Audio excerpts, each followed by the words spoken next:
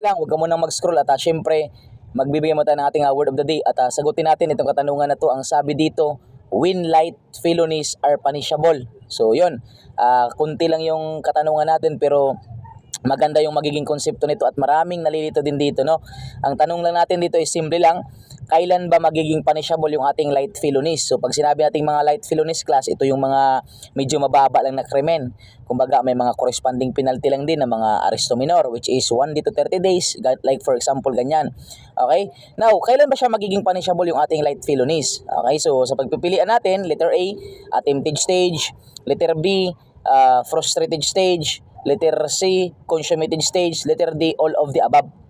Yan. So yung ating pagpipilian natin class that is considered nasa Article 6 of Revised Penal Code, that is stages of execution, yung ating attempted stage, frustrated, tsaka consummated. And take note class, yung ating mga klase kasi ng krimen, may mga material crimes tayo tsaka formal crimes. So pag sinabi nating material crimes, ito yung mga krimen na which is may mga stages of execution. Meron siyang mga attempted, may frustrated, may consummated, that is material crimes. Pero masasabi nating class na formal crime ang isang krimen kapag single stage lang siya. Ibig sabihin consummated in nature na agad siya. Like for example natin, yung libel, slander, that is mga formal crimes kasi kumbaga single stage lang yan. Pero itong mga murder, homicide, that is considered material crimes kasi nga may mga stages yan. Pwedeng attempted, frustrated, tsaka consummated.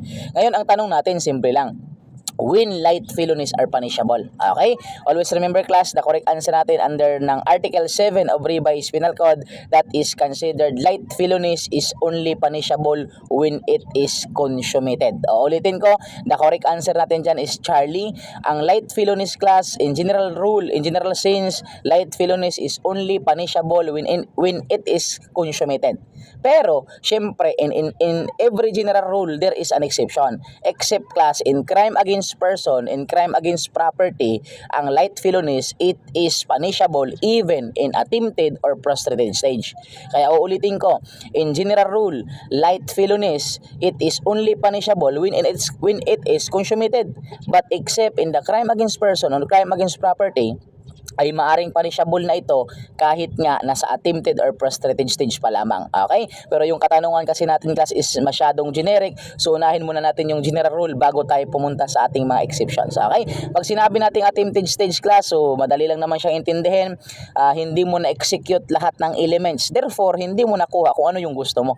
Pag sinabing frustrated, dito naman in-execute mo na lahat ng elements at akala mo makuha mo na yung gusto mong gawin pero hindi pa din mo nakuha. That is considered frustrated yon. Pag sinabi namang consummated stage, wala tayong katanungan dyan kasi nga na-produce mo na lahat ng elements and then nakuha mo kung ano yung gusto mong gawin. Okay, ulitin natin, ang attempted stage, hindi mo na-execute lahat ng elements, therefore hindi mo nakuha yung gusto mo. Ang frustrated stage, na-execute mo na lahat ng elements pero hindi mo pa din nakuha yung gusto mo. Ang consummated, na-execute mo na lahat and then nakuha mo na. Ganun lang siya kasimple sa pag-intindi class. Kumbaga pinasimple lang natin. Okay? At sana nakatulong sa inyo at syempre ito pa din ang inyong lingkod, your Mr. Word of the Day, Emmanuel the Master Schumann, Villaisar Bracalo sa CVRC, National Lecturer and Registered Criminal. Sasabi sa inyo na para pumasa sa board examination, kailangan natin ang baso siya at tsamba. Baso siya, basa, sulat, answer, sabi ng tsamba, tiyaga, sipag at manalangin bawat araw. Thank you so much. God bless you all.